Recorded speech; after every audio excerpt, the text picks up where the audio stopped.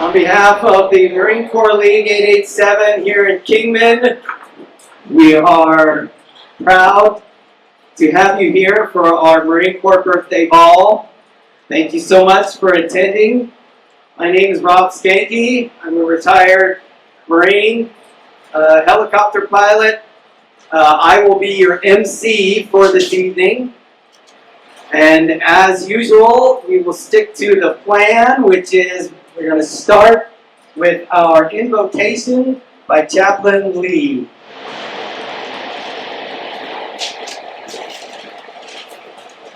Please stand. All those uncovered, please uncover. Heavenly Father, bless our free confidant. We thank you for the day that we have, the nights that you give us. We ask that you watch over us tonight as we celebrate our 250th anniversary of the Marine Corps. We ask that you keep us safe, give us strength to overcome any downfalls, any troubles. Keep us strong in family. Semper Fi, Marines. Amen. Amen. Please remain standing for the presentation of the colors.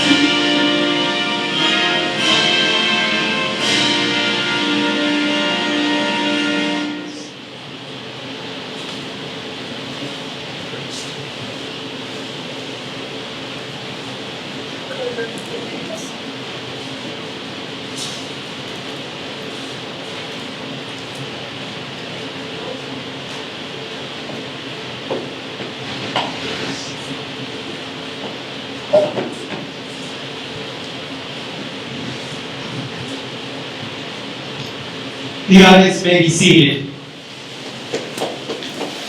Fine young ladies who happen to be members of the Kingman Young Marines that were in period pieces, because this is a very special birthday ball. This is officially 250 years of the United States Marine Corps.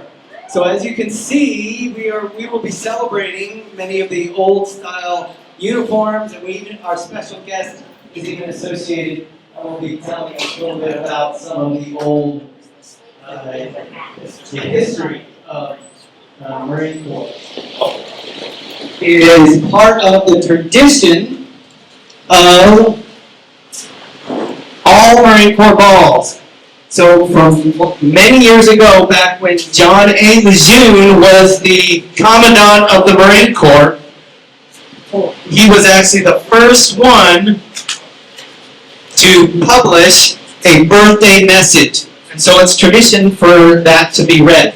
So I'm going to read that to you right now. On November 10th, 1775, a Corps of Marines was created by a resolution of Continental Congress. Since that date, many thousand men have borne the name Marine. In memory of them, it is fitting that we, who are Marines, should commemorate the birthday of our Corps by calling to mind the glories of its long and illustrious history. The record of our Corps is one which will bear comparison with that of the most famous military organizations in the world's history. During 90 of the 146 years of its existence, so you can say this was 1921, by the way, the Marine Corps has been in action against the nation's foe. From the Battle of Trenton to the Argonne, Marines have won foremost honors in war. And in the long eras of tranquility at home, generation after generation of Marines have grown gray in war in both hemispheres and in every corner of the 7 seas. That our country and its citizens might enjoy peace and security. In every battle and skirmish since the birth of our Corps, Marines have acquitted themselves with the greatest distinction, winning new honors on each occasion until the term Marine has come to signify all that is the highest in military efficiency and soldierly virtue. The high name of distinction and soldierly repute we who are Marines today have received from those who preceded us in the Corps. With it, we have also received from them the eternal spirit which has animated our Corps from generation to generation and has been the distinguishing mark of the Marines in every age. So long as that spirit continues to flourish, Marines will be found equal to every emergency in the future as they have been in the past. The men of our nation will regard us as worthy successors to the long line of illustrious men who have served as soldiers of the sea since the founding of our Corps. Signed, John A. Lejeune, Major General, Commandant. The next tradition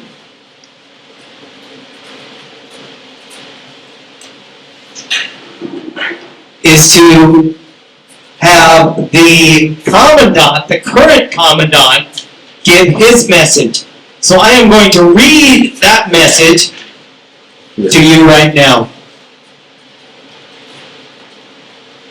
A message from the Commandant of the Marine Corps.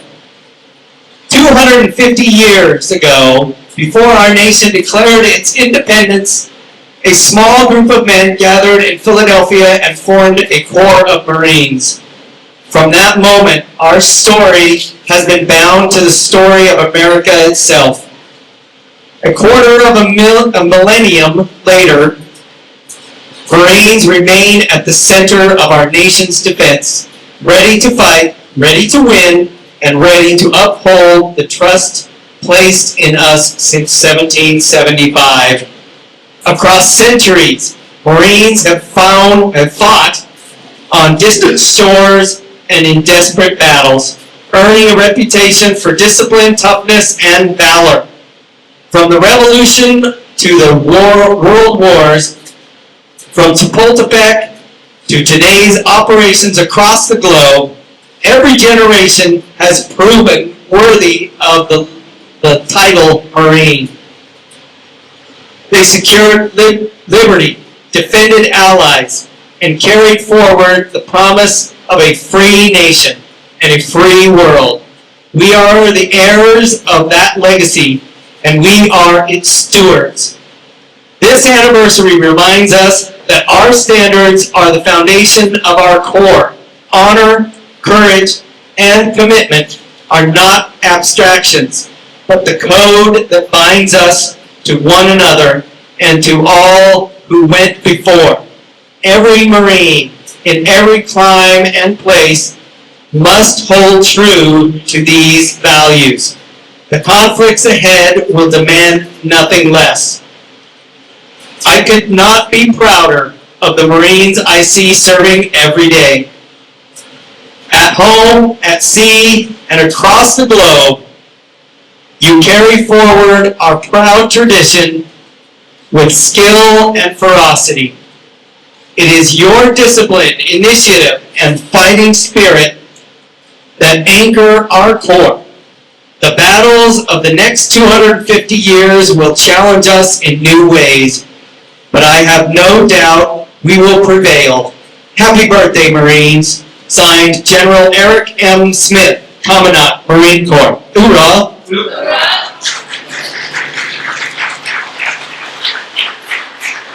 All right, our next tradition is the cake cutting ceremony.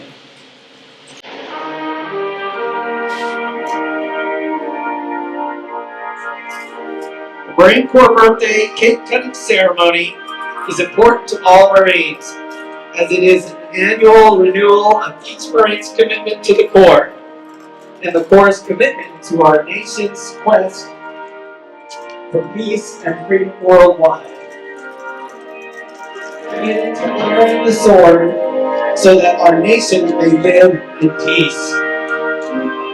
The Malamute sword gets its name from the cross hilt and ivory grip design similar to the swords used for centuries by the Ottoman warriors. As a custom, the first piece of cake will be presented to our guest of honor. Our guest of honor tonight is Tom Saluzzo, the founder of the Museum of the Great Wars.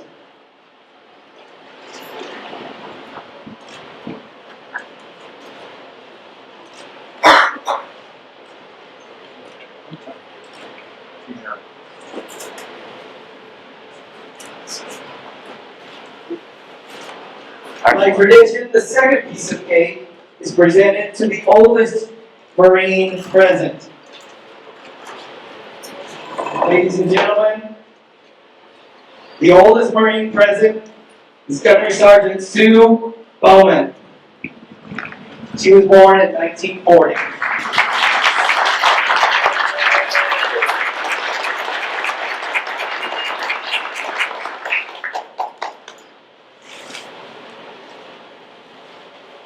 The third piece of cake is presented to the youngest Marine present.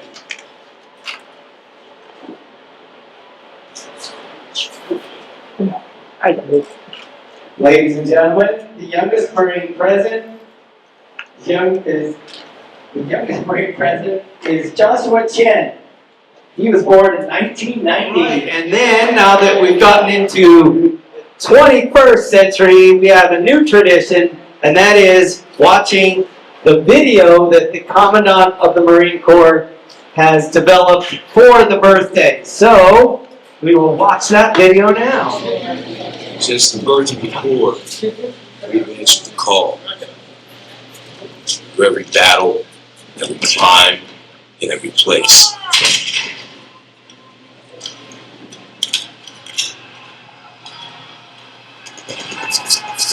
No matter the odds, no matter the obstacle.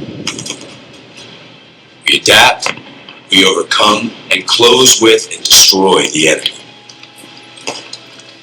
We know the future will not be the same, but the one thing we know will always remain is the Marine.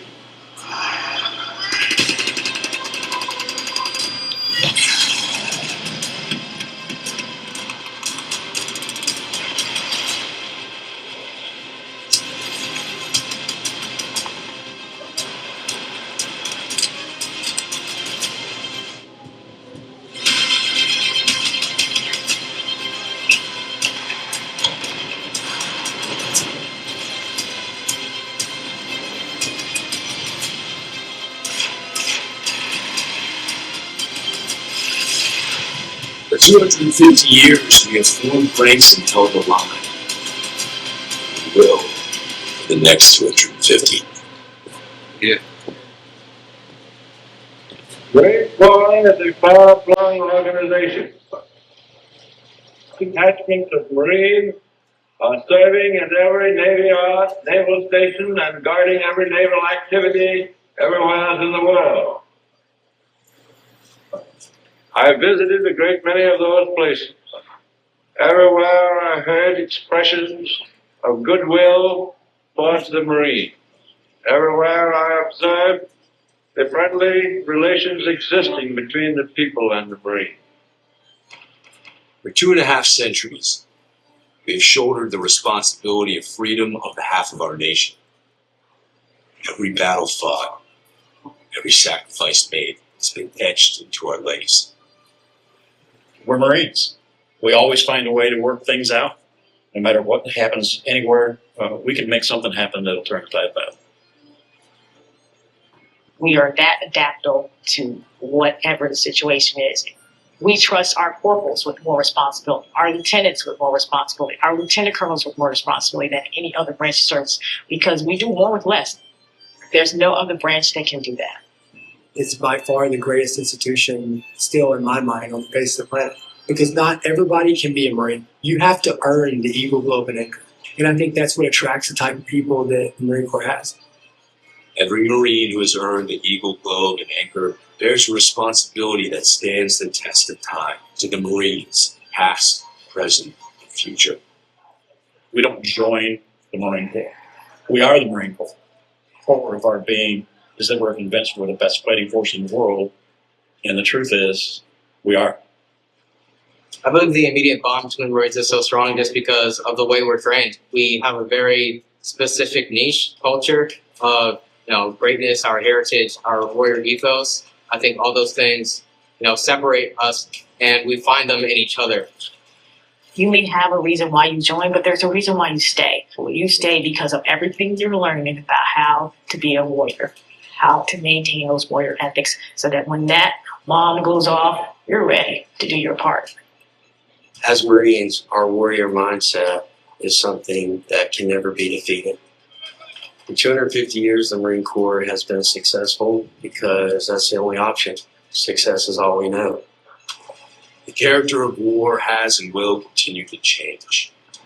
We have adapted, evolved, and innovated, but our warrior spirit remains consistent. The nature of war is taking something that somebody else has that you want, and it's never changed, probably never will change. The character of war, however, has changed a lot. World War II, we used ships, planes, bombs. All the way to today, we use, as you can tell by the news, we use ships, planes, bombs. We just have a lot better technology. I don't know that one battlefield's ever been the same for any generation. The types of war, the ways of war, all that is constantly going to be changing. What's going to decide our next and our future wars is not going to be the technology, it's not going to be money, it's going to be the level of the belief of our people, of what they believe in, and the standards that they hold themselves to. We are more lethal, more capable, and more ready than ever, while grounded in the traditions that made us who we are. We will not win the next fight on platforms alone. It is the Marine who will break the will of the enemy. As Marines, I believe the most powerful aspect of our training and such an important part of who we are, holding on to that history that came before us. The Marine Corps is lethal because of our willingness and our eagerness to take the fight to the enemy in any climb or place and win those battles, sometimes at any cost. Our history is not only a story of battles won, it's a story of people, of commitment, of family, an unbreakable bond that transcends ranks and lasts a lifetime. I think the only way to honor them is to live a life that's worthy of their sacrifices. And the only way that you can do that is by going out and being the best that you can be. by going out and by still upholding those standards as a Marine, by celebrating them, by telling their stories and giving the next generation some legacy to live up to. Dream rises to the top. And that's what we have in the Marine Corps today. The Marine Corps is operational Marine Corps. But there's another aspect of the Marine Corps. It's the former Marines or former active duty who are out there in all walks of life. It's amazing when you think of it. Being in service was a privilege. It was the best time of our lives. But it was a sacrifice. And your family is part of that sacrifice. And Marine wives or Marine spouses, they deserve a lot of credit as well. The kids being uprooted, moving, it's a sacrifice to serve our country. Without the support of their loved ones and their immediate family, it's hard for them to complete their job. So again, it's so important for military families, Marine Corps families to understand that their role and the role that they play in supporting their loved one while serving is just as important. 250 years, we have proven there is no better friend and no worse enemy than a U.S. Marine. For those people who wish evil upon the greater good, David Bellavia said it best, somebody else will raise your children. To the enemies of our nation, don't get comfortable. Whether you're in the air, at sea, or on the ground. We adapt. We always have, and we always will. If it comes down to one-on-one, mano a mano, and you turn us loose, I can promise you this: you're not going to survive.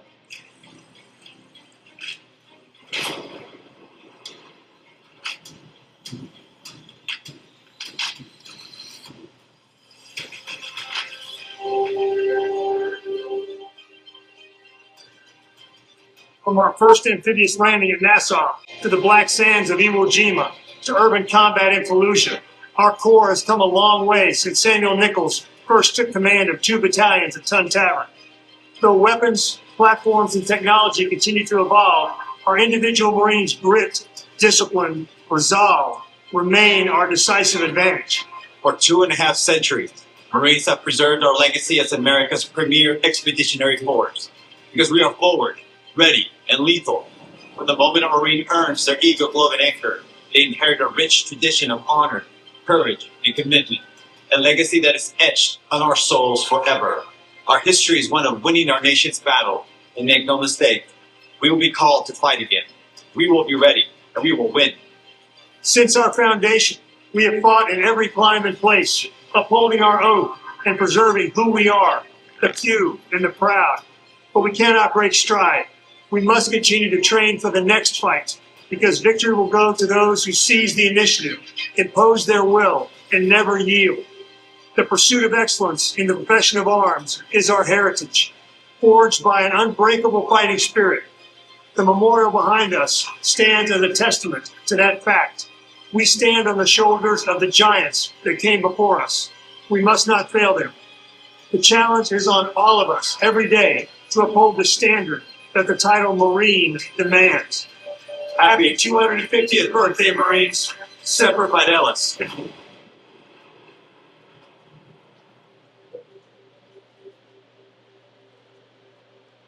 All right. I just want to make note that that is classic Marine Corps. The last scene there, they're taking a picture. They didn't wait for the rain to stop. They got out there and they just did it. They did everything. I remember in my training, the saying was, if it ain't raining, we ain't training. We just train through everything. So that is classic Marine Corps. I love it. So what I'd like to do is turn the time over to Terry Flanagan, the Commandant of the Marine Corps League, who will provide you some information on our ROE, or Rules of Engagement, on Chow tonight, and a few other items. Hey, welcome everybody to coming. What's up? I'm overwhelmed. What really gets me though is with not to be political, but where are all my lady Marines? Hold your hands up. We are a team, Yes. and male, female, doesn't matter. Doesn't matter what service. This year is 250 years for the Marine Corps League. For the Army, where's my Army boots? All right, we got Army and we got Navy. If you look over here, this is our table for Abbey Gate. We do this every year. It's quite the honor, but one thing I want to do, I have been the commandant here with this detachment for over 10 years. Why? Nobody else wanted that job. So every time we'd have a meeting and say, who's going to run for commandant? Everybody would turn the other way. So it was me. This coming year, we are going to have a new commandant.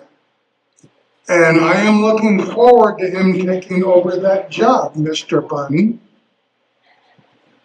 But there was a few tricks to get him to do it. For those of you who have been in places like Afghanistan, Iraq, or places like that, you have to barter with people, right, to do it. Good friend of mine helped me do this barter. It cost a half a dozen chickens and 2 goats. But you can ask him the story, but that's why he is the commandant. I had to barter with him. Paul will be taking over, and I look forward to it. I do want to bring special attention. There's a table over here, and no, they aren't old dresses. Those are the ladies with the DAR, the Daughters of the American Revolution. Hold up your hands. You didn't tell me, because any of these water tonight, they're not store-bought. They were made by those ladies. They're custom. How many months has it taken you girls? Anyway, it took a while, because they live out of town, they would come here, fit them, size them, go back, sew. We had to go to Vegas to buy the material, because there's no fabric stores anymore in this area. And it took a lot of work. And so if anybody has an organization that would like to borrow in 1776 for our 250th year of our country, please let me know. And we will see if we can round up a couple of those uniforms to show up at your event, because we'd like to show them off. I want to thank Tom.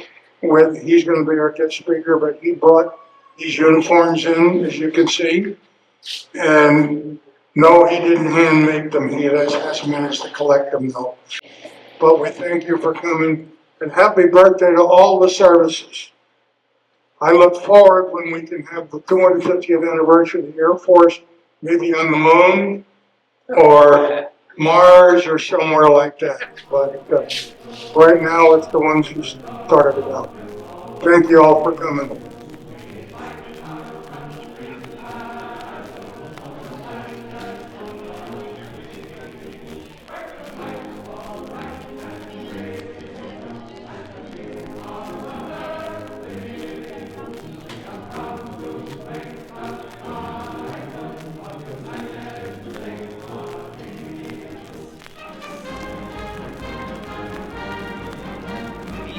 He's been married for 20 years to his wife, Anne.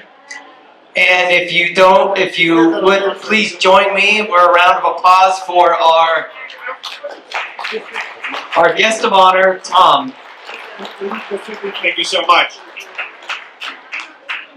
It is truly an honor for me to be here tonight. And when I say that, I don't mean that as just a little humble word like, oh, it's an honor. No, I mean it's an honor. I grew up as an Army brat. I was born in Vicenza, Italy in 1979. My dad's a combat engineer.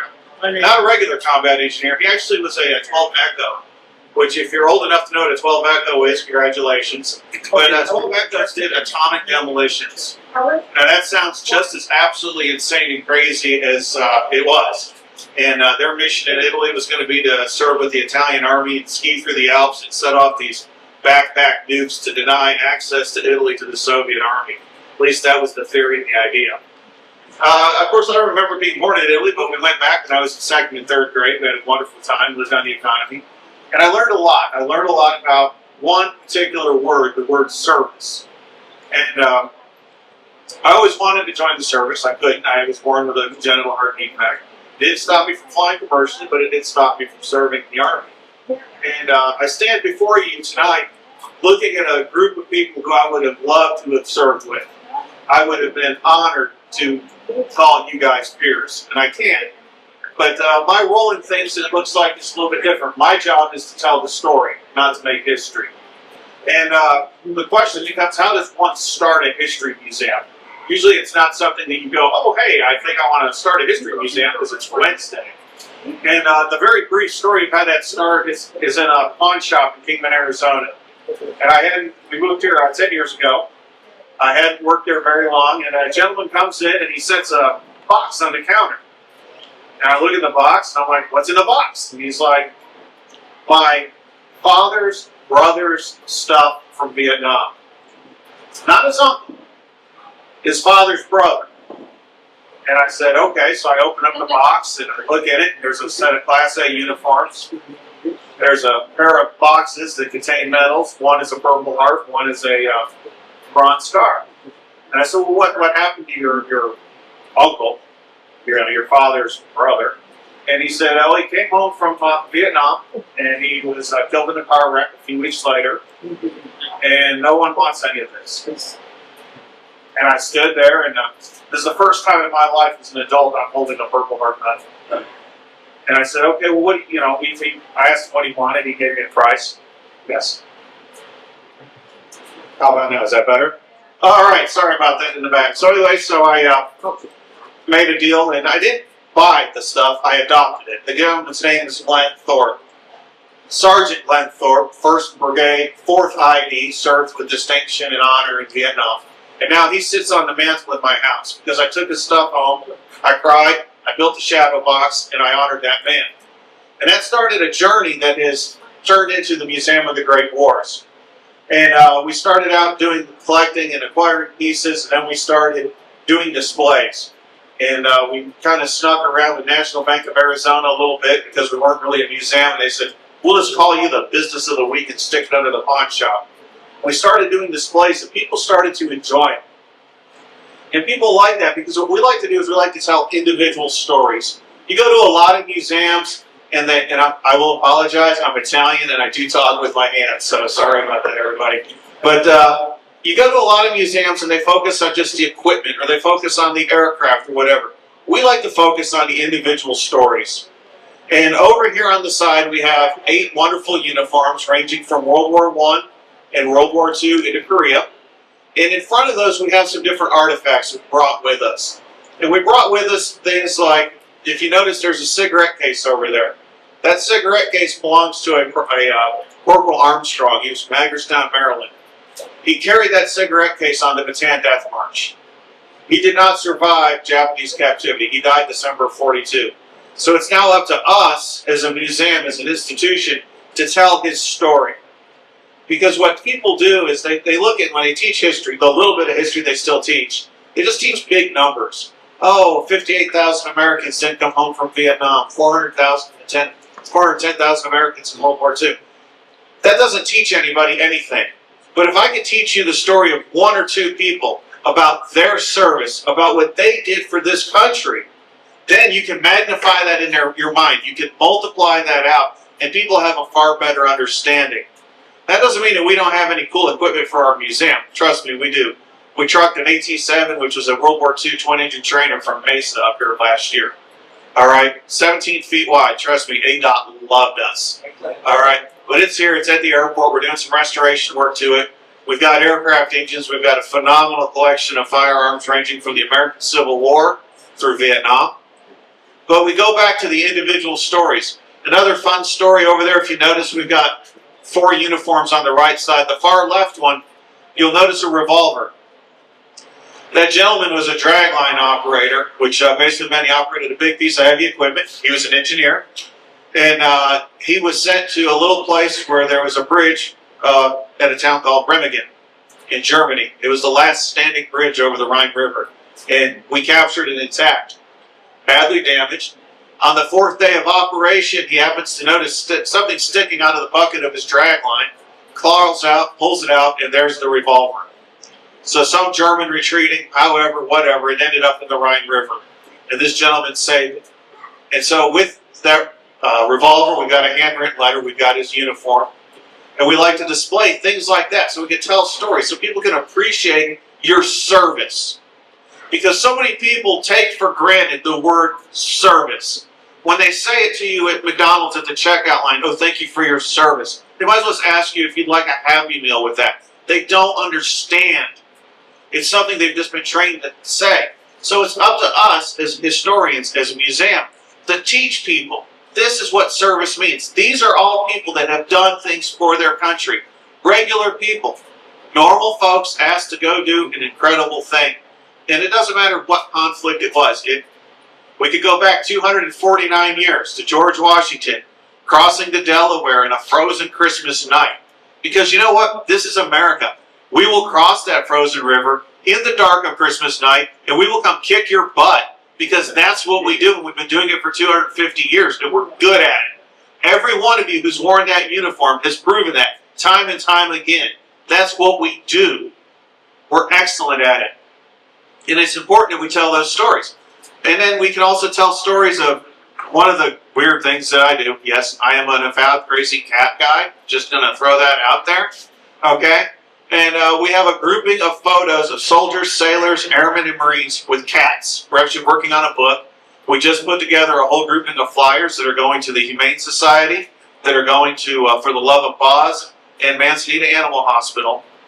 And there is nothing more awesome, more inspiring, than seeing a Marine on Iwo Jima. And he's sitting there and he's dirty, and he's got his M1 carbine across his lap, and what is in his hands? A kitten. A captured Japanese kitten, because you know the Marines, they're sure didn't issue kittens to take ashore to Iwo Jima. Alright? Now, hopefully he didn't turn his back on the Japanese kitten, because she probably scratched the hell out of him. But let's be honest. Who can show compassion after you've been in a firefight to a kitten better than an American soldier, Marine, sailor, or airman? Because you guys are awesome. Alright? And so when I say that, I mean that. I say it's an honor to be here tonight and to be able to share it this evening with you guys and to share some of the stories we have. Over there we also have a drill instructor's hat. I hope that doesn't bring back any bad memories or cause anybody to freak out. But we actually gave away a Jeep earlier in the year. We did a raffle, and the gentleman who won it was a drill instructor in the 70s. And as a way to say thank you, he gave us his hat. The other thing you will notice is 4 of those uniforms over there are female. One of the big things that our museum likes to focus on, aside from cats, is the women who have served in this country. And I would encourage everybody, next Thursday we're setting up a display at National Bank of Arizona. It is going to run from that Friday all the way through the 3rd of December. And it will be our Veterans Day display. There will be roughly 25 uniforms. There will be war bond posters. There will be artifacts.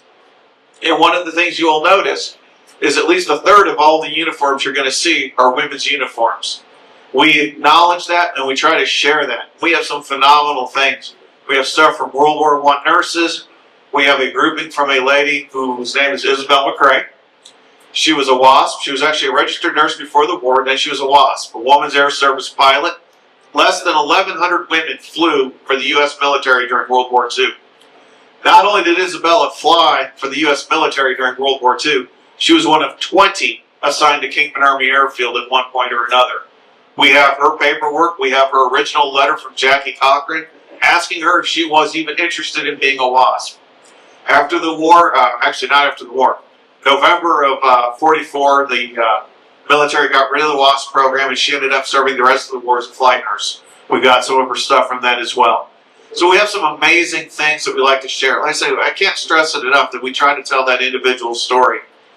We've got a Purple Heart over on the table. The Purple Heart we have on the table is from a young black man from Cleveland, Ohio, who did not come home from the Korean conflict. He never got a chance to grow up. He was drafted right out of high school, went to boot camp, went to Korea, and was killed on Heartbreak Ridge in September of '51. And we tell these stories, and we try to educate people. Not only do we want people to know about service, but when they learn about that, they stop doing things that appall every one of us in here.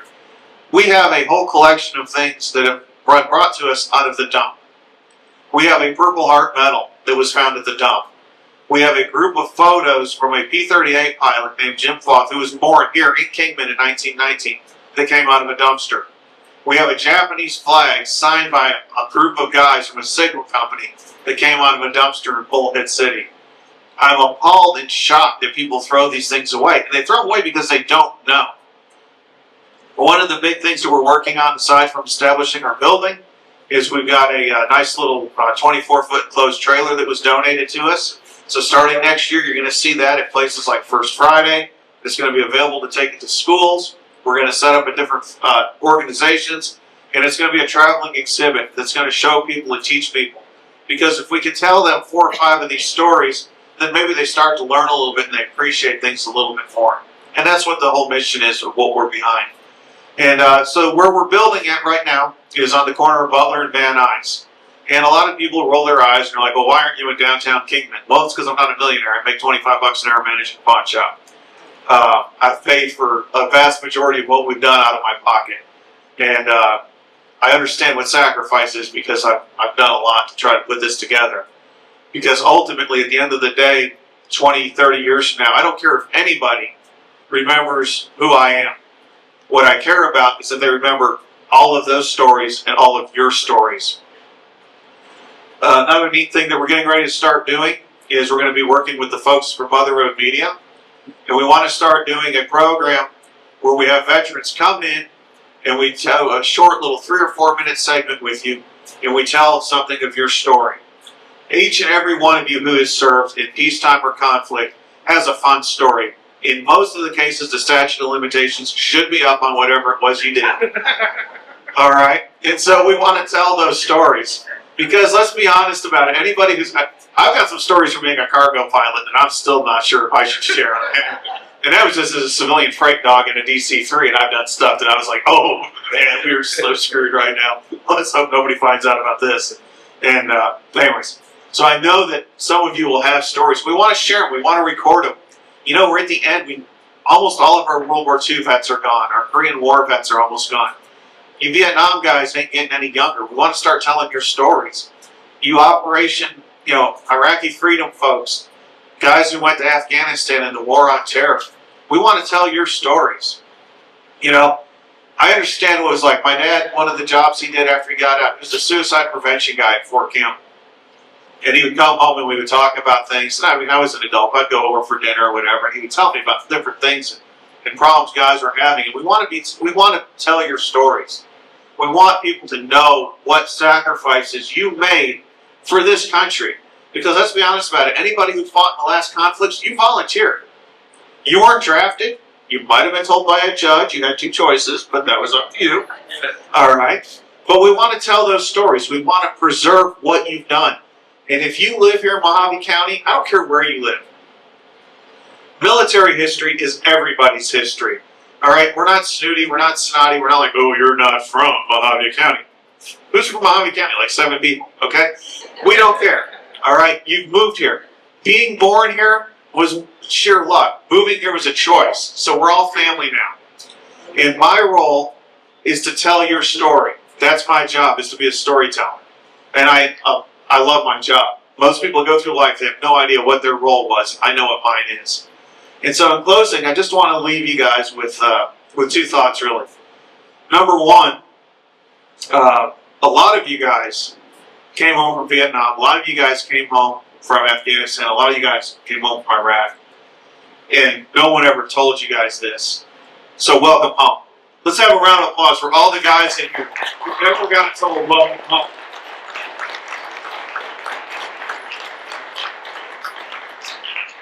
And then the last thought I'd like to leave you guys with is, of course, if you have anything military history related, you don't have any family, don't throw it away. Contact the Museum of the Great Wars. I'm Tom. You can always find me at Pond World. Super easy to get hold of.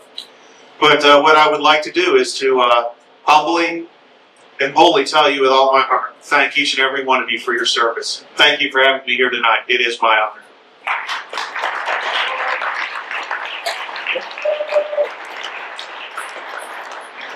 This is for you. I got the honor. Presented by PW Ruby Casper, 87 Marine Corps League at the 250th anniversary United States Marine Corps. Guest of honor awarded today. That is certificate. But, wait that. Okay. This is for you.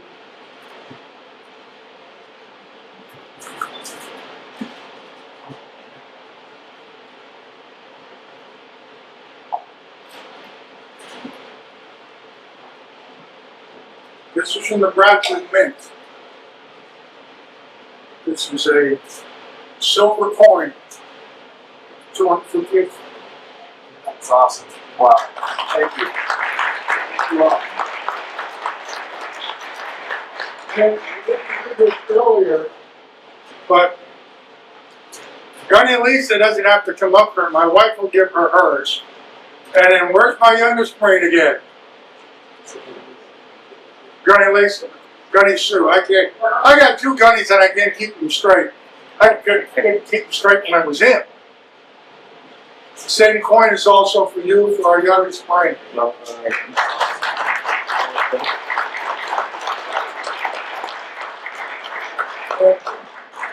With my two 1775 Marines, front and center. Yeah.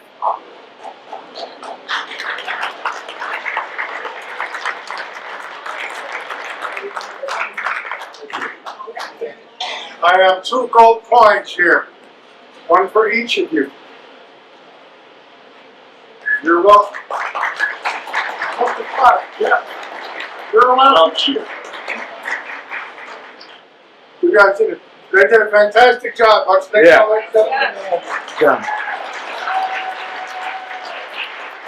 I got one more coin, Chaplain Lay, front and center. Woo. This one's kind of special. With him being a Vietnam vet, this is honoring.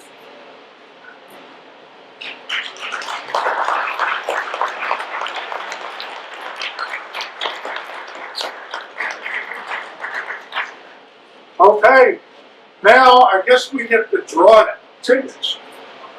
Go ahead. The new coming in. Thank you, sir. Yeah, I'm okay. You're welcome. Pleasure. No? Okay. So, Terry's been with us as far as we can figure out. All right, you know what? I'll just try my Marine voice. Terry's been with us for at least 15 years. And it took him almost 5 years to get me to join up with the Marine Corps League. It took me that long to find the goats. And a lot of people keep asking me when I go to state and everybody else how and why I became joined up with the Marine Corps League and how we can get people my age in. And the only thing I can say is that Terry's persistent. For years, he'd call me up every week and was like, hey, let's go out for coffee. Let's go out, do this, let's do that. You know, stay with me. Keep your focus here. And I think that's the reason why is because now my kids are all in school now. So he's like, hey, I don't want you to screw up anymore. You're going to take over the Marine Corps League so that you don't have time to screw up.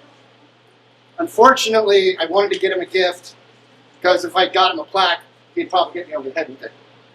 This man has been in Mojave County forever and a day. He was a sheriff's officer. Deputy sheriff's officer. He worked in narco, so he's got walls of awards. So if I had gotten one, I probably would have gotten hit over the head with it. But everyone keeps asking me, well, is Terry actually stepping away? No, I don't believe he is. I think he's going to stick around and make sure I don't screw up. So, but I really don't know. I don't really have the words to say what this man means to me or means to this county. everyone turns around and he actually believes that this man's my dad. And overall, my father passed away about 3 years ago, and he stood up and has actually pretty much taken that role. And I cannot be more thankful to be taking and fulfilling his role and his shoes, which I guarantee you I'm going to step, I'm going to stumble, I'm going to fall, but I know he'll be there to back me up 110%. So Terry, thank you for being there for me for the last 10 years. I hope I do you proud.